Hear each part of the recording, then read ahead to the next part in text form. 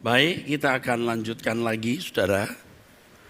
Sebelum saya lanjutkan, saya memberitahukan bahwa tidak akan selesai semua bahasan mengenai gender dan pertanyaan apakah ada perkawinan di surga. Jadi kita akan lanjutkan ini pada hari Sabtu depan jam 10. Sabtu depan jam 10, saudaraku. Ya, Sabtu depan jam 10. Kita akan lanjutkan nanti pada hari Sabtu depan jam 10. Oke, kita teruskan sekarang mengenai apakah ada perkawinan di surga. Bicara soal gender sudah jelas. Kalau saudara tidak mengikuti dari awal, saudara akan memandang saya mengada-ada, ngawur, ngaco, ya. Nah, pengertian surga itu sendiri juga harus ingat ya, surga itu bukan alam dewa. Jadi kalau saudara membaca Alkitab dan menemukan ada suasana surga yang begitu dahsyat, itu tahta. Itu tahta dan kerajaan. Tapi masyarakat, di tempat masyarakat belum dikemukakan. Kenapa belum? Karena nggak perlu dijelaskan, karena sudah sangat jelas. Apa? Ya seperti dunia ini, saudaraku. Sudah sangat jelas. Tidak perlu dijelaskan. Sudah sangat jelas. Jadi kita tidak perlu bingung, ya. Kalau mendengar kata surga itu alam pikirannya tidak boleh mistik ya. Kalau bicara mengenai surga itu memang sebuah bumi dan langit. Surga itu ada sebuah bumi dan langit dengan suasana Firdaus. Firdaus itu artinya taman. Artinya tidak ada penderitaan, tidak ada perkabungan, tidak ada duka cita, tidak ada laknat. Nah, ini maksudnya surga itu bumi langit di mana ada suasana Firdaus. Itu namanya surga. Seandainya manusia tidak jatuh dalam dosa, bumi inilah yang menjadi Firdaus. Ingat, Firdaus artinya apa? Garden atau park. Jadi Firdaus bukan nama tempat tapi menunjuk suasana taman. Biasanya kalau bisa soal garden atau park itu suasana indah, ya. Luar biasa ya. Jadi kalau bicara mengenai surga jangan Anda punya pikiran alam dewa ya. Karena hal itu maka jadi rusak, jadi kacau semua. Kalau bumi ini maksud saya kalau manusia tidak jatuh dalam dosa, ya bumi inilah yang menjadi Firdaus atau surganya manusia. Disinilah Allah menciptakan manusia dengan dualitas gender pria dan wanita, dan di bumi inilah ada pernikahan, beranak cucu dan semua dinamika hidup. Nah, surga tidak perlu dijelaskan karena sudah sangat jelas. Sudah sangat jelas ya bumi ini. Makanya kalau ada seorang yang pernah mengatakan bahwa Alkitab tidak pernah berbicara mengenai surga, tapi Erastus akan menjelaskannya. Nah, itu kan perkataan yang memfitnah itu. Sekarang saya sudah bicara pertemuan 1, 2, 3, 4, 5, 6, 7, 8 sampai 10 atau sampai 12. Itu Alkitab semua. Tentu sebagai seorang pengajar, saya harus mengajar dengan benar. Lagi pula saya juga ketua pembina dari Penggiat Jurnal Teologi Indonesia yang hari ini diresmikan, dan tadi saya sempat memberikan kata sambutan dan membuka. Seorang penggiat jurnal menulis tanpa referensi, ya tidak mungkin, saudara. Harus ada referensi. Harus ada anchor booknya. Dan anchor book kita itu Alkitab. jangan manusia. Referensi buku lain boleh, tapi anchor kita harus kembali ke Alkitab, namanya juga back to the Bible. Alkitab mengajarkan begitu. Ciptaan awal itu standar, itu pola abadi. Kecuali Anda tidak setuju, ya terserah. Kalau tidak setuju, saya tidak tahu Anda punya pola dari mana. Alkitab jelas polanya kok, sungguh amat baik. Ya ini polanya. Kalau sudah sungguh amat baik. Padahal kata tof itu sebenarnya best. Top, menjadi top, puncak. Meot, very best. Wahine, tof, meot, very best. Sudah very best lagi. Ya pasti ini yang terbaik, karena Allah tidak mungkin menciptakan dunia dengan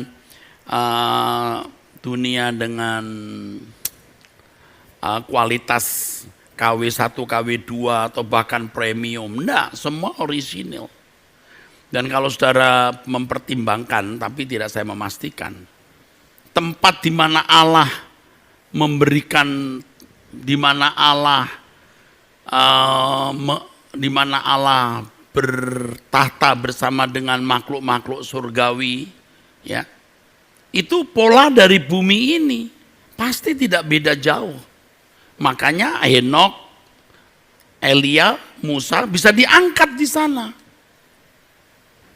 Itu saya jelaskan di pertemuan sebelumnya yang 7-8 kali ini, saudaraku. Jadi harus tahu. Ya, oke. Sekarang bicara soal perkawinan di surga. Siap ya? Berbicara mengenai perkawinan, Alkitab mencatat adanya perkawinan anak domba Allah.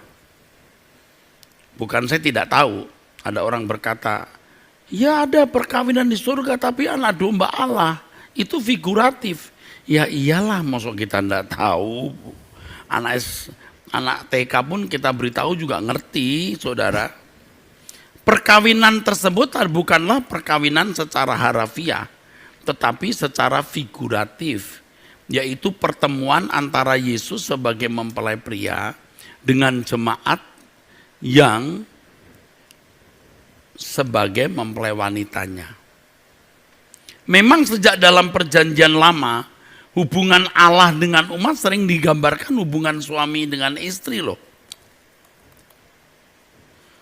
Pernah saya membaca satu tuduhan bahwa orang Kristen ini jorok.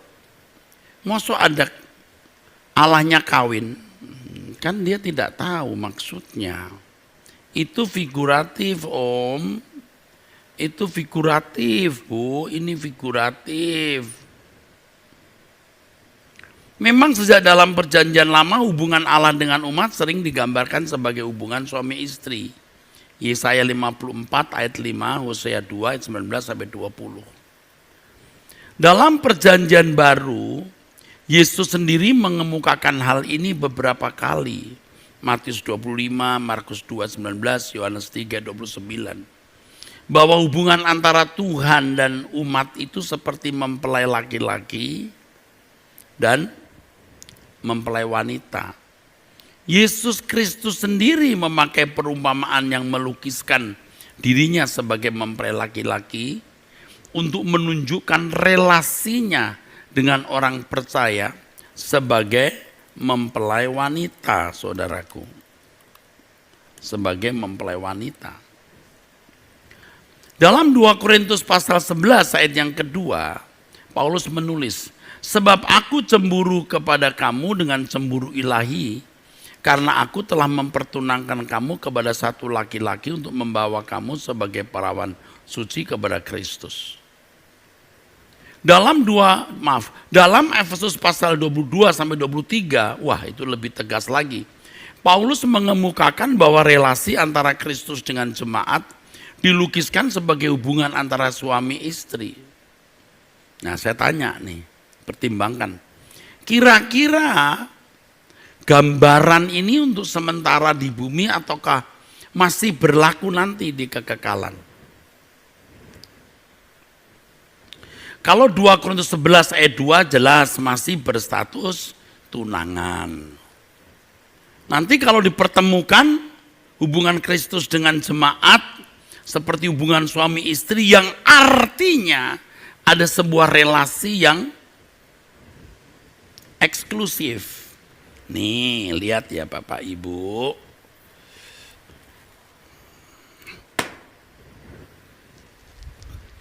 Ini Tuhan Yesus.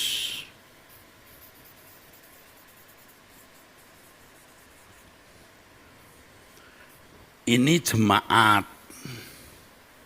Ya, ini jemaatnya.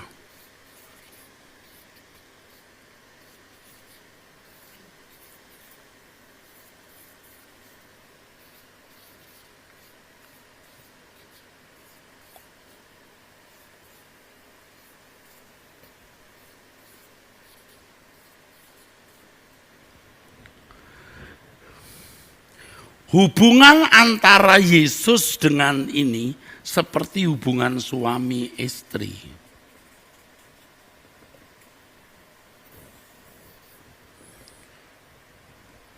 Seperti hubungan suami istri. Mana suami istrinya? Ini. Ambil contoh ini. Kira-kira ini abadi enggak? Pikir situ. Oke, saya lari dulu ke sini. Hubungan eksklusif antara Yesus dan jemaat. Kita tutup dulu ya, supaya ini jangan mengganggu kita ya. Ini Tuhan Yesus. Ini Tuhan Yesus.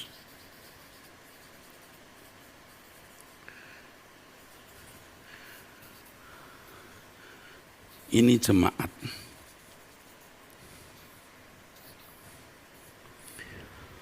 Hubungan Tuhan Yesus dengan jemaat itu eksklusif. Seperti suami dan istri. Pertanyaannya, hubungan ini kekal enggak? Eksklusivitasnya kekal enggak? Kekal, oke. Kalau suatu hari nanti ditanya, ini seperti suami istri. Lah lalu suami istri sudah tidak ada lagi, kira-kira itu gimana?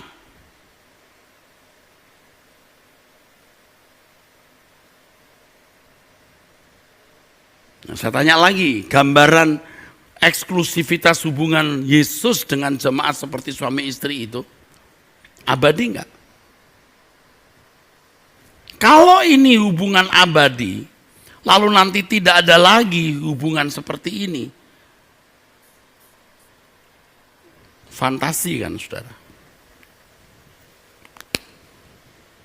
Saya ingatkan ya, kalau mikir suami istri jangan mikir seksnya doang ya. Seks, senggama, interkaus, telanjang, udah jelek amat. Padahal Adam dan Hawa pada waktu sebelum jatuh dalam dosa pun juga telanjang. Dan telanjang itu bukan hal yang buruk saudaraku. Memang pada mulanya telanjang kok. Otak manusia saja yang kotor saudaraku. Pakai rok mini sendiri najis. Yang bikin najis itu pikiranmu, bukan rok mininya. Saya bukan setuju pakai rok mini ya. Karena dunia sudah rusak begini, jangan pakai rok mini deh. Ya. Yang bikin rusak itu otak manusia. Makanya kalau si Upi main-main dengan temennya nih, ya, waktu umur 4 tahun telanjang-telanjang mandi bareng, kok nggak malu?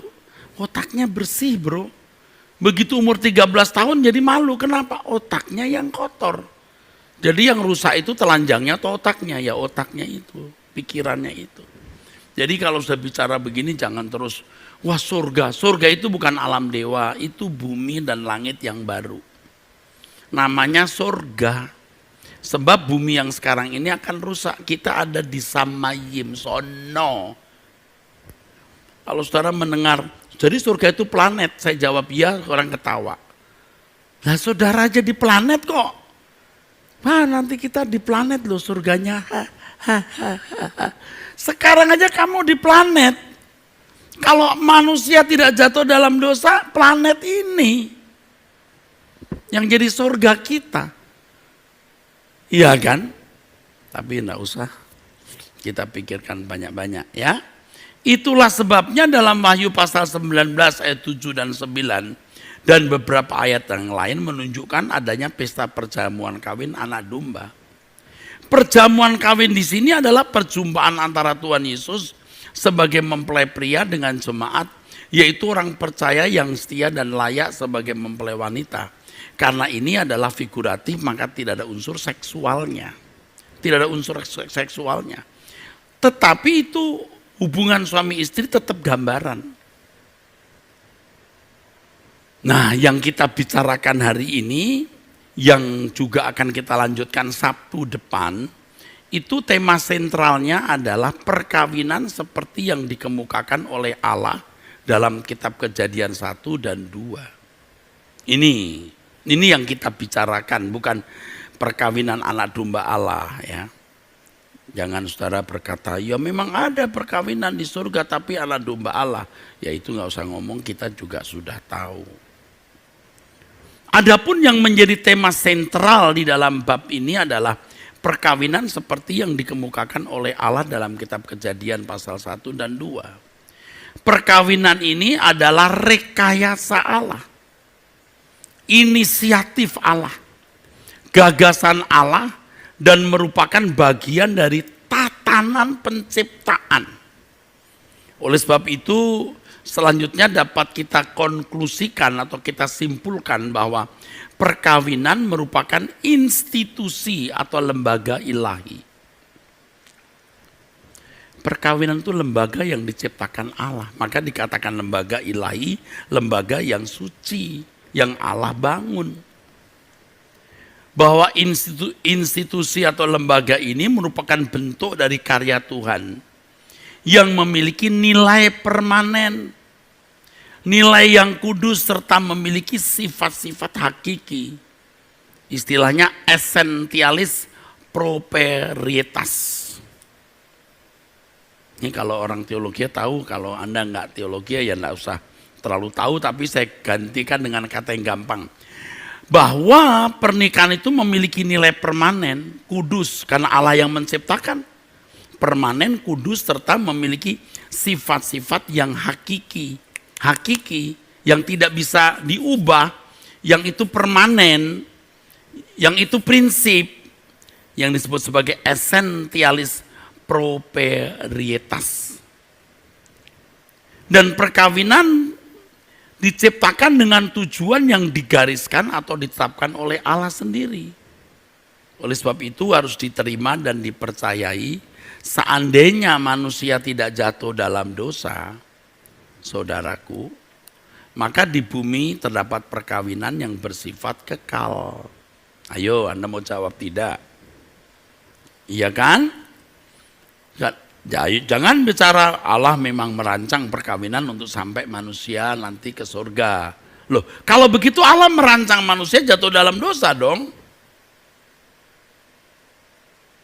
Nah, kalau saudara persoalkan, Pak, kalau manusia berkembang biak terus sekian triliun tahun bagaimana bisa memenuhi bumi? Lah, Anda kan tahu triliun galaksi, satu galaksi 200 miliar.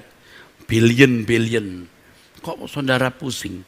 Jadi kalau Allah berkata keturunanmu akan sebanyak bintang di langit dan pasir di laut, itu tidak lebay.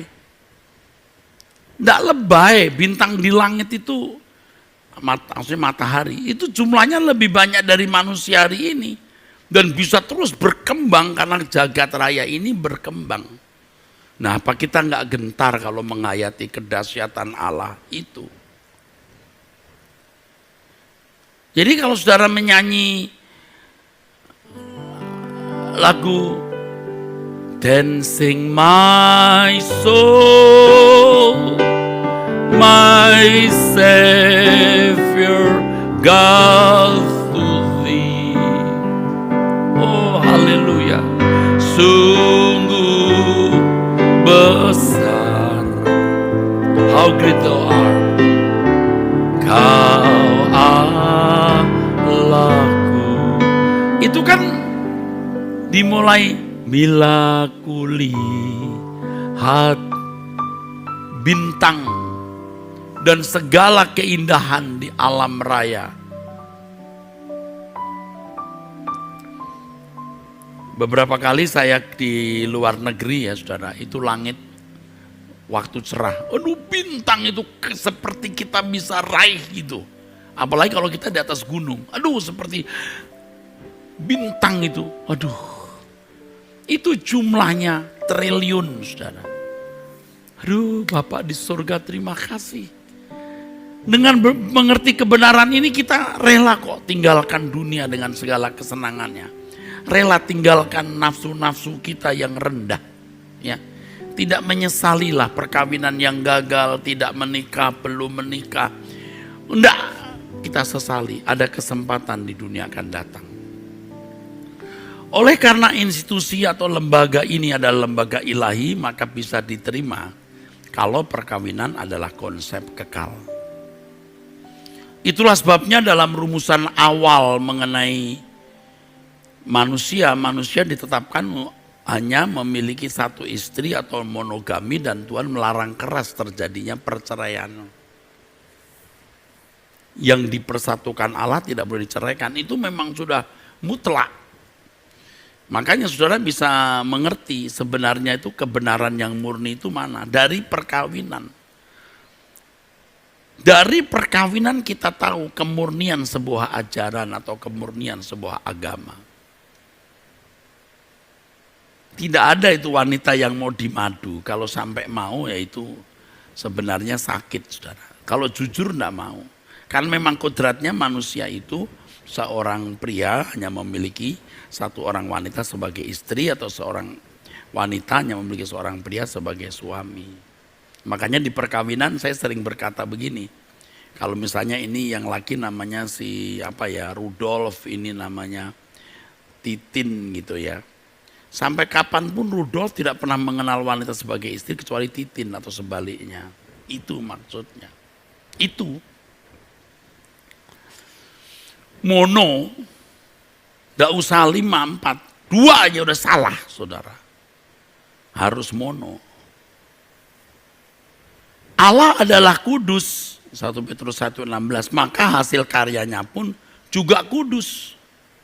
Unsur ilahi inilah yaitu kekudusan terdapat pada institusi yang disebut perkawinan itu. Terdapat pada fakta dualitas manusia.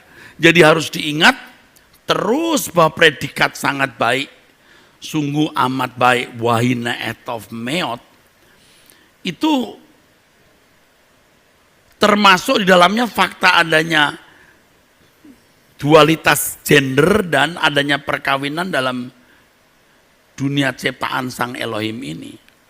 Dengan demikian tidak bisa dikatakan bahwa seks adalah suatu yang kotor, najis, hina dan rendah. Yang membuat rusak itu manusia berdosa yang kemudian di dalam mengaplikasikan seksnya rusak. Nah, kalau yang merusak itu manusianya, jangan yang disalahkan itu ciptaan Allah. Kalau orang menggunakan peso membunuh, menggunakan peso dapur membunuh orang, jangan semua peso dapur disalahkan ya, tinggal penggunanya. Semua orang juga punya peso dapur, satu untuk motong bawang merah, tapi satu untuk potong jari orang. Yang salah itu yang potong jari orang. Jangan semua pisau dianggap sebagai rusak atau tidak boleh digunakan. Ya memang pada umumnya, ini katakanlah soal seks ya, hampir semua orang salah menggunakan. Tapi tidak salah loh seks itu. Seks tidak bisa dikatakan duniawi atau tidak rohani. Sebab seks eksis sebelum manusia jatuh dalam dosa. Bagian dari karya Tuhan bersamaan dengan segala sesuatu yang diciptakan oleh Allah. Seks adalah bagian dari desain atau rancangan awal Allah. Kalau seks adalah sesuatu yang rendah, maka perkawinan juga sesuatu yang hina pula, dan maka jangan minta diberkati Tuhan. Anda mengerti nggak kalau perkawinan itu mesti diberkati? Hubungan badan di atas ranjang itu harus diberkati. Maka suami istri sebelum tidur berdoa dulu. suami istri adalah indah sebelum berhubungan badan berdoa dulu. Karena seks itu kudus, kecuali Anda berhubungan badan dengan suami orang atau istri orang. Anda juga nggak bisa berdoa. Kalau saya bisa berdoa, waduh Anda itu jahatnya sudah pangkat kuadrat. Kita jangan berdoa karena kita mau melakukan hubungan seks, Mam. Ini suami istri. Loh, emangnya hubungan seks itu dosa? Bagaimana kok orang bisa mikir najis begitu ya saudara? Makanya saya beritahu surga itu bukan alam dewa. Surga itu langit dan bumi di mana ada Firdaus. Itu surga. Ini bukan hanya bicara soal suasana, tapi juga bicara soal seluruh keberadaan. Di mana tidak ada laknat, tidak ada hukuman, tidak ada kutuk. Juga tidak ada duka cita, perkabungan, dan air mata duka cita. Tidak ada ratap tangis, perkabungan, dan duka cita. Anda akan lebih menghargai perkawinan dengan mengerti kebenaran ini, bukan malah menghina perkawinan. Dengan mengatakan ini bukan mau menghina surga. Nah, surga itu apa? Anda harus tahu dulu. Sama seperti kalau saya mengajarkan bahwa ada keselamatan di luar Kristen. Waduh, kalau begitu Yesus juga mati. Yesus juga mati untuk semua orang. Lah iya, emangnya kenapa? Wah, kalau begitu ada keselamatan di luar Kristus. Enggak ada di luar Kristus. Di luar Kristen jangan dipelintir. Nah, orang yang melintir begini ini loh. Bukan hanya tidak etis, dia pungut ayat Alkitab, maksud saya dia pungut khotbah orang, dia komentari. Itu bukan hanya melanggar hukum, melanggar etika kehidupan, etika kesantunan, dan etika hidup. Maka orang yang santun tidak akan berbuat begitu, tidak ada. Pendeta-pendeta yang santun, yang diberkati, yang memimpin jemaat dalam jumlah-jumlah besar, dipercayai, itu tidak akan melakukan hal itu. Anda sudah bisa melihat itu. Nggak akan melakukan hal yang melanggar etika, maksud saya tidak akan melanggar hukum, dan tidak akan melanggar etika kesantunan hidup.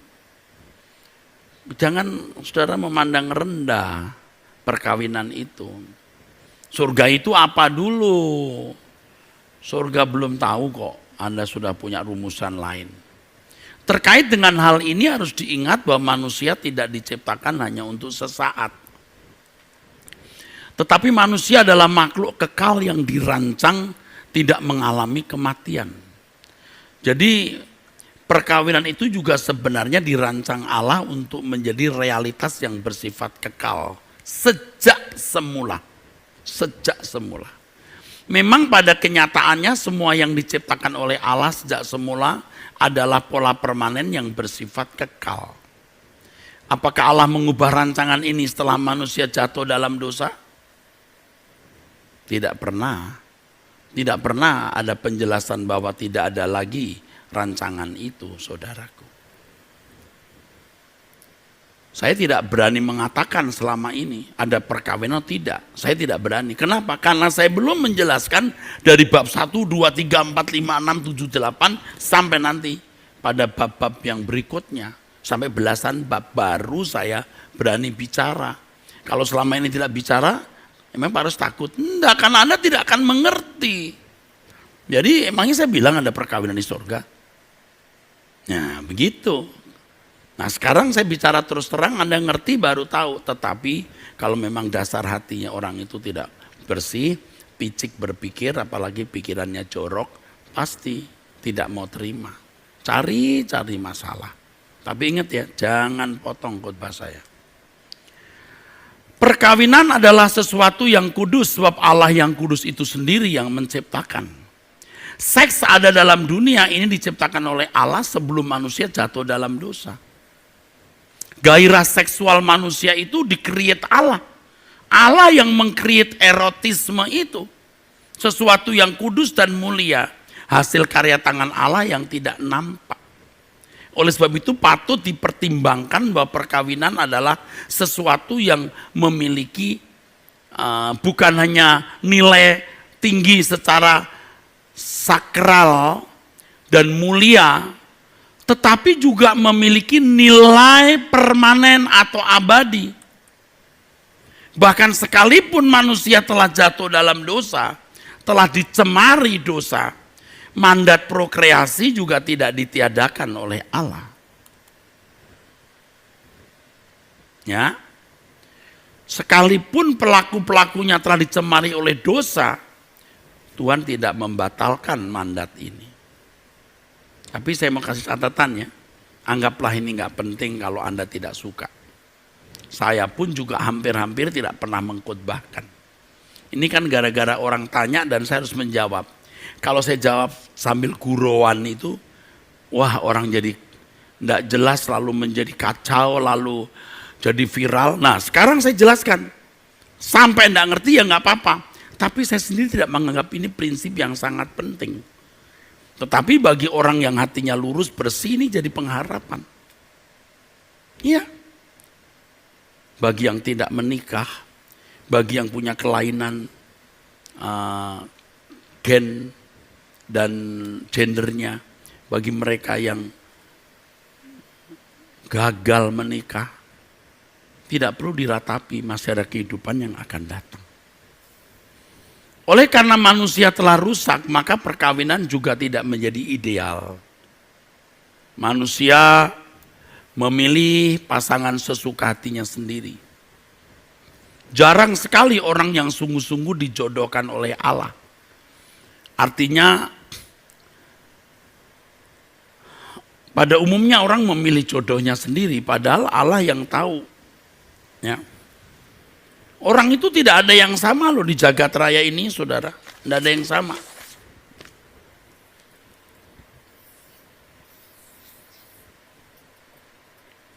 Ini pria ya. Ini unik. Ini si A ini, katakan namanya Abu deh.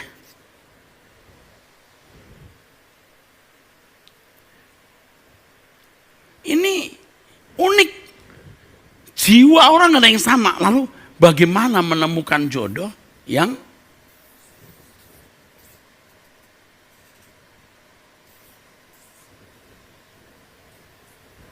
ini B. Bibu aja namanya. Tuhan tahu yang ini cocok sama yang mana. Maka jodoh itu harus mutlak. Allah yang menentukan. Itu yang saya pahami sekarang ya. Allah mutlak. Supaya kerek, sepadan, buk. Nah ada manusia bisa kenal dirinya sendiri dengan sempurna, apalagi mengenal orang.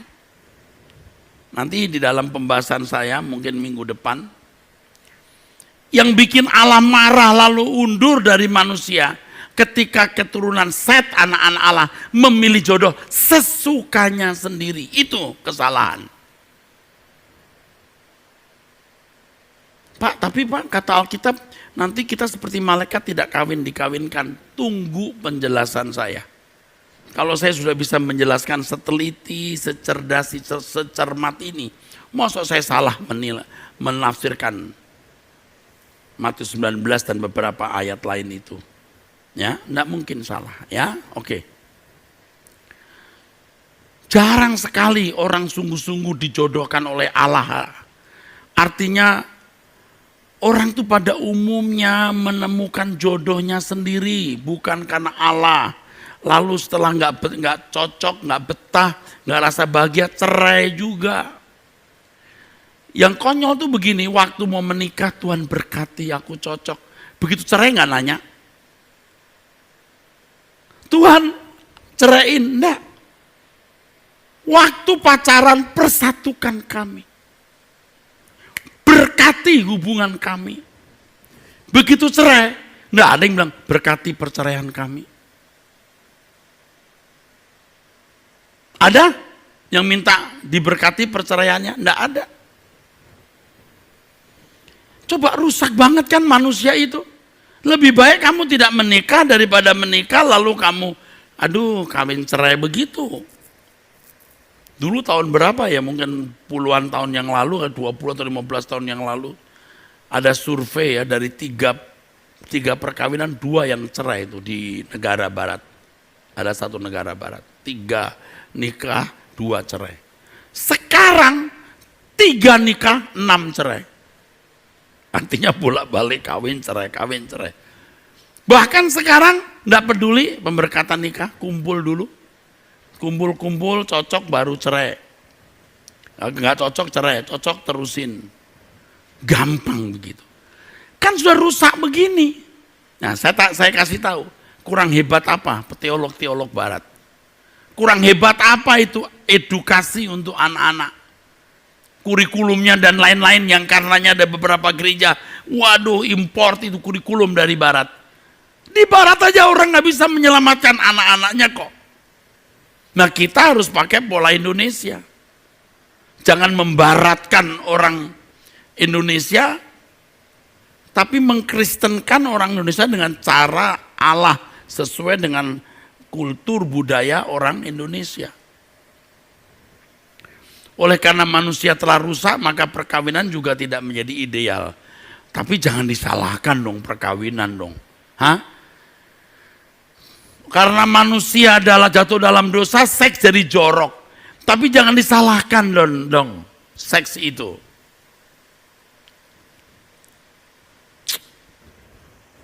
Misalnya begini, ini peso. Peso dipakai nusuk orang, lalu semua peso dibuang. Jangan gitu dong. Penggunaan peso untuk orang itu yang salah. Yang salah pun bukan pesonya juga loh, manusianya. Si pengguna. Jarang sekali orang sungguh-sungguh dijodohkan oleh Allah. Jadi seks itu anugerah yang begitu kuat, yang begitu hebat, karenanya kita harus di dalam penetapan Tuhan. Ya. Sekarang ini saudara sembarangan ya hidup tuh. Tuhan yang menghendaki dua insan itu sebagai pasangan yang ideal menurut Allah. Tapi sudah rusak begini ya, sudah susah ngomongnya. Seks adalah anugerah Tuhan begitu hebat yang didahului cinta sehingga terbangun keluarga dalam lembaga perkawinan. Yang tadi dikatakan oleh Amsal, menakjubkan, pala, wonderful, ya, jalannya pria dan wanita, artinya fall in love itu luar biasa. Apakah Allah menciptakan cinta dan seks hanya di bumi sebatas manusia tidak berbuat dosa? Nyatanya setelah manusia berbuat dosa, tetap justru seks juga tetap diadakan. Nanti kalau manusia dipulihkan segambar dengan Allah, apalagi nanti kalau sudah masuk langit baru, bumi baru, apakah kemudian ditiadakan? Pertanyaan lagi, bagaimana seandainya manusia tidak jatuh dalam dosa? Apakah seks dan cinta yang membangun sebuah perkawinan ditiadakan? Bagaimana seandainya manusia tidak jatuh dalam dosa? Apakah seks dan cinta yang membangun sebuah perkawinan itu ditiadakan?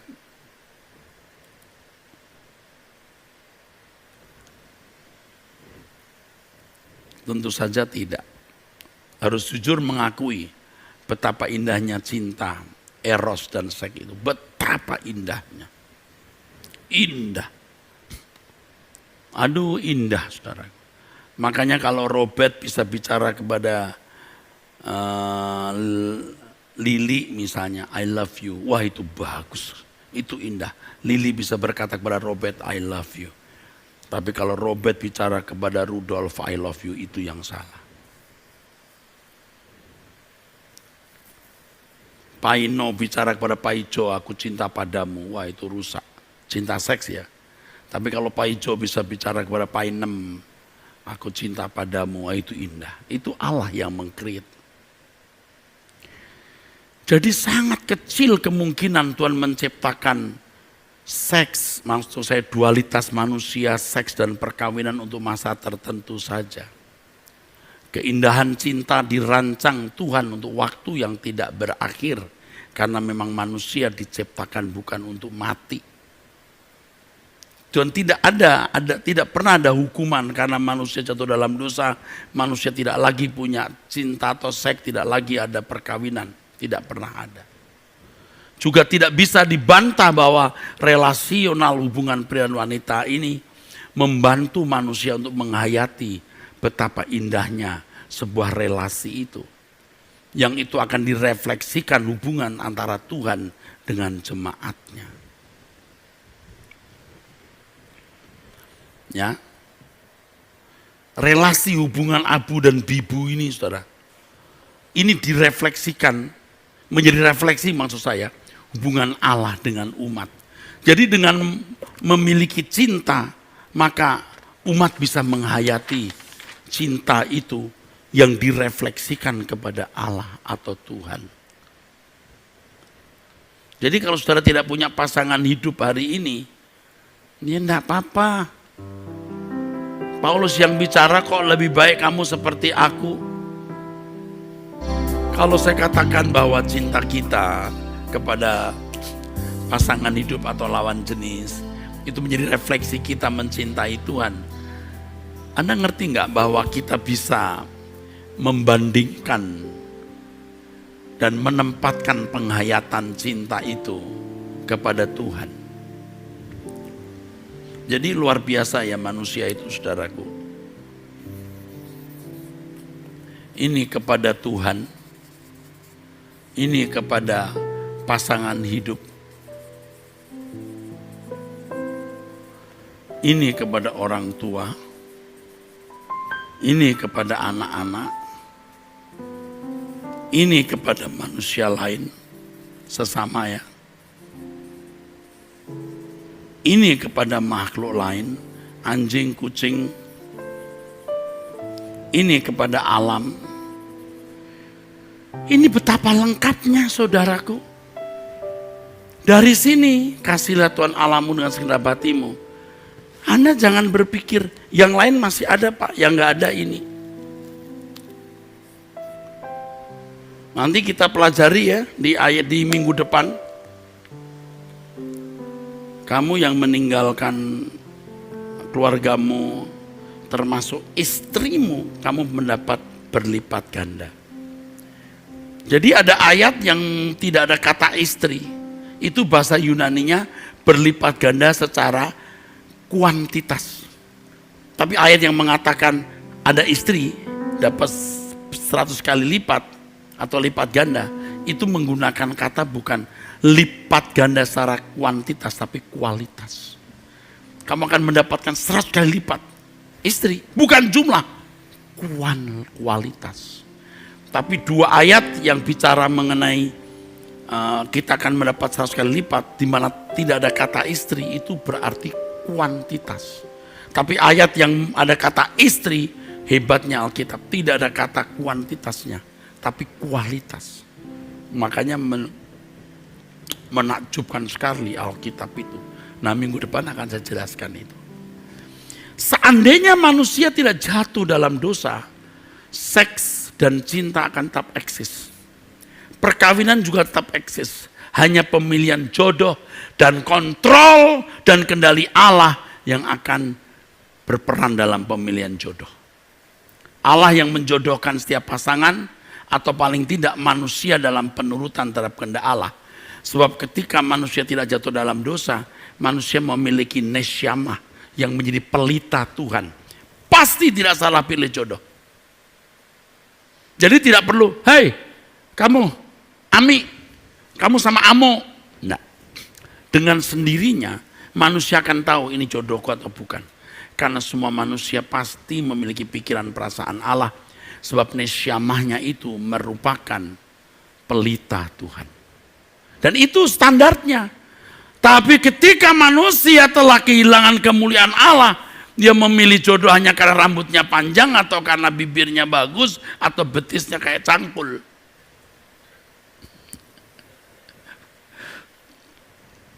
Bukan karena Tuhan berkehendak. Anda ngerti saya ngomong apa ya? Kalau Adam dan Hawa tidak jatuh dalam dosa, sebenarnya yang didesain Tuhan itu cuma Adam dan Hawa. langsung ya. Adam begitu melek langsung, gitu kan? Tuk datang di sini nona, yang rasanya kayak nano. Ini Hawa, yang rambut panjang selalu wanita. Ini Adam, begitu melek, udah ada Hawa di depan dia. Kira-kira gitulah ya, ini dramatis saja. Ini tulang dari tulangku. Jadi, seandainya Adam dan Hawa menjadi pokok keselamatan. Nah ini saya kalau bicara pokok keselamatan, khotbah lagi satu seri. Mereka bisa menjadi teladan, contoh, dan membimbing anak-anaknya sampai memiliki nesyama ilahi. Itu ketika Adam dan Hawa punya anak-anak banyak, mereka pasti sudah ketemu dalam pimpinan roh. Pasti sudah benar.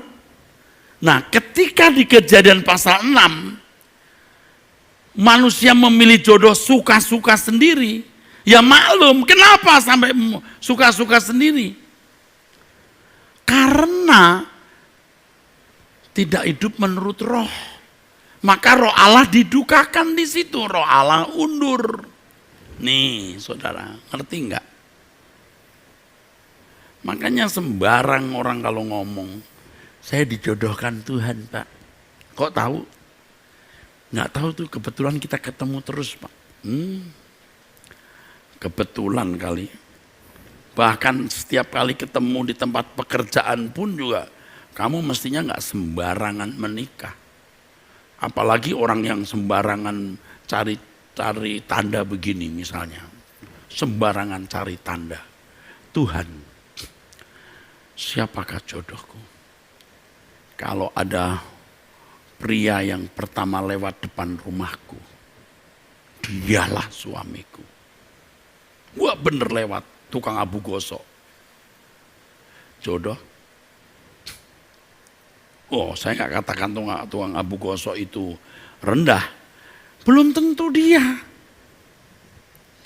Ya Tuhan, yang pertama menyapa aku, ini kata si nona-nona dan nona-nona. Umur 20 tahun. Pria pertama yang mengucapkan selamat pagi. Dialah jodohku. Udah dia keluar dari rumah, dia lihat kanan kiri, siapa yang bilang selamat pagi. Ternyata ada. Kakek-kakek umur 80 tahun. Selamat pagi Nana. Wah, jodohku. Jangan sembarang.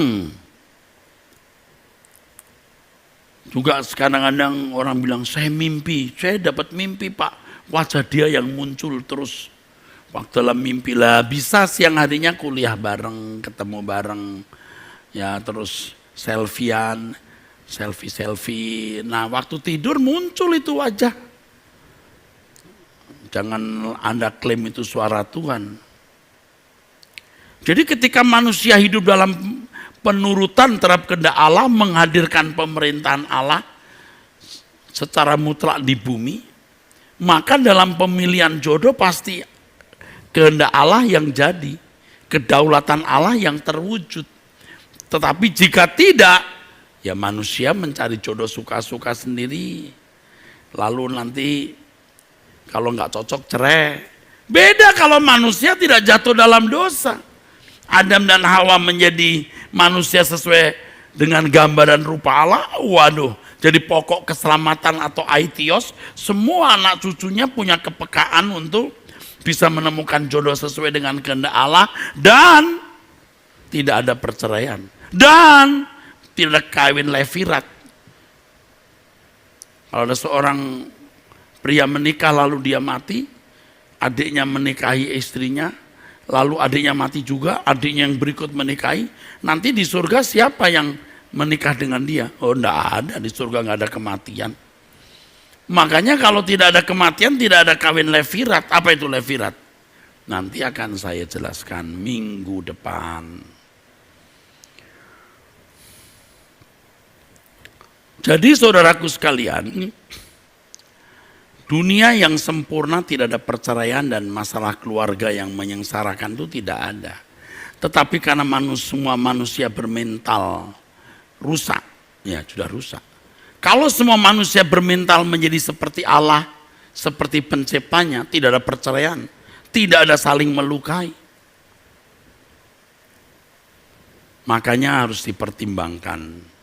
Sebab kalau keluarga adalah institusi buatan Allah, pasti dirancang untuk kekekalan. Sebagaimana segala hukum alam yang dikatakan Tuhan sungguh amat baik, juga dirancang untuk kekekalan. Kalau manusia tidak jatuh dalam dosa, hukum Archimedes, gravitasi, aerodinamik, dan lain-lain itu semua juga abadi. Juga pasti ada pesawat terbang, ada kapal, dan lain-lain. Karena Allah memberikan hukum ini untuk digunakan dan bumi ini dikelola. Seperti yang telah saya singgung di pembahasan terdahulu, bahwa dunia yang akan datang adalah kelanjutan dunia ini yang sudah menjadi produk gagal oleh karena kejatuhan manusia ke dalam dosa. Dunia yang akan datang adalah pengulangan bumi pertama yang diciptakan oleh Allah. Kalau perkawinan bisa diterima sebagai tatanan Allah yang kudus dan kekal, maka bisa dipertimbangkan adanya perkawinan di langit baru dan bumi yang baru. Jangan berkata, saya tidak gunakan kata surga, nanti banyak orang terganggu, ada perkawinan di surga. Nggak usah, di langit baru bumi baru aja ya. Karena surga pun di pikiranmu kamu nggak ngerti apa itu surga. Oke, saya gunakan kata ini supaya saudara tidak siak, di langit baru bumi baru. Kalau sering orang berkata bahwa nanti sebagai suami istri akan bertemu kembali di surga, masihkah ada seks di sana? Hendaknya tidak dimutlakkan atau dipastikan. Artinya belum tentu istrimu hari ini jadi istrimu di kekekalan atau sebaliknya. Jadi bagaimana Pak? Nanti saya harus menjelaskan lagi mengenai keberadaan manusia yang telah mati lalu dibangkitkan itu. Bagian mana jiwanya yang hilang, bagian mana jiwanya yang tidak hilang.